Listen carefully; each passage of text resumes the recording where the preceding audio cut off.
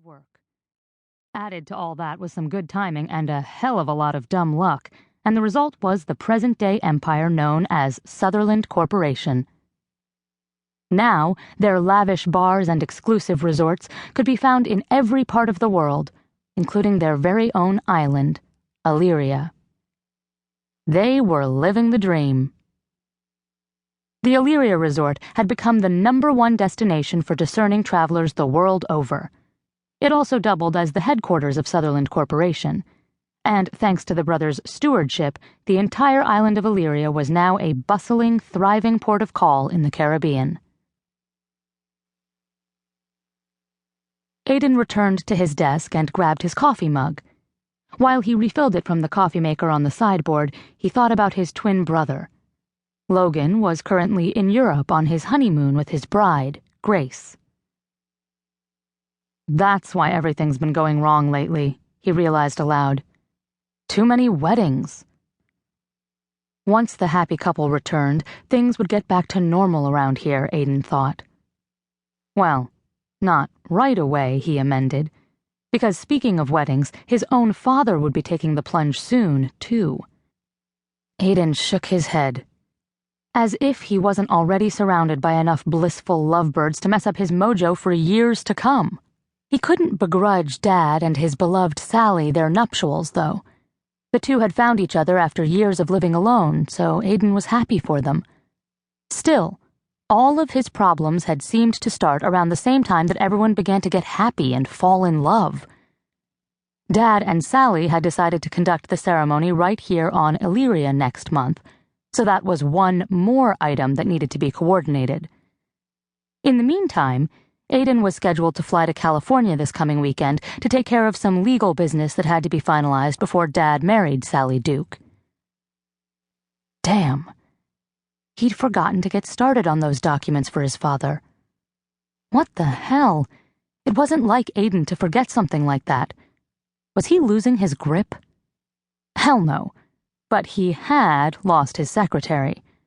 She'd abandoned him to marriage, too, just when he'd needed her most. His trusted ally had fallen in love and gone off to Jamaica to marry her sweetheart. Why did the woman have to quit the same week Logan left town? At the risk of repeating himself, what was the deal with all these weddings lately? All that creeping happiness had begun to close in on him, and he was pretty certain it had caused the balance of nature to shift. The end result was that Aidan kept forgetting stuff. It made an odd sort of sense, really. Aidan would never in a million years have anything to do with the state of matrimony himself, and yet here he was, surrounded by weddings. It was downright bizarre. No wonder Aidan had taken his eye off the ball. Everything in his carefully organized world was going up in smoke lately. He pulled out his smartphone and compared his electronic calendar with the written schedule he kept on his desk, checking to see if anything else had fallen by the wayside lately. Ordinarily, he was on top of every single detail of Sutherland Corporation business.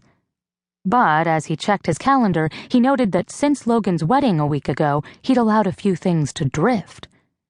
They wouldn't cause any major problems, but that didn't excuse his forgetfulness. The Erickson deal, he noted, would have to be handled within the next 3 weeks. With Logan away on his honeymoon, Aidan decided to hand the project off to Ellie. He'd been doing that a lot lately, he admitted to himself, but only because he was knee-deep in other plans and strategy involving the boutique hotel the Duke brothers were about to break ground on, a few miles away on the north shore of the island. The Dukes were his cousins, and were experts at negotiating with the unions. But they weren't here on the island. Not yet, anyway. And, frankly, Ellie would handle the deal better. While there were no better negotiators on Earth than Aidan and Logan, Ellie brought an extra touch of nuance to any discussion. She could handle Erickson, the union bosses, and the Dukes with no problem, he thought. Not that he would pile all that on her, but the fact was, if she was in charge, they'd get done. Clearly, with all that was going on, Aidan had to admit he couldn't depend entirely on his own memory right now. As a rule, Aidan thrived on meticulous attention to detail. And didn't that sound like